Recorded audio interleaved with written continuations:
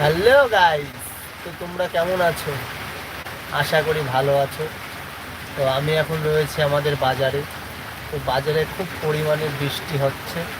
তো কী করবো, বসে রয়েছে দেখো আমার সেই টোটোর মধ্যে। তো কোনো কাজকর্ম নেই, বসে রয়েছি, তাই ভাবলাম একটু লাইভ করি। আরে দেখো বাজার।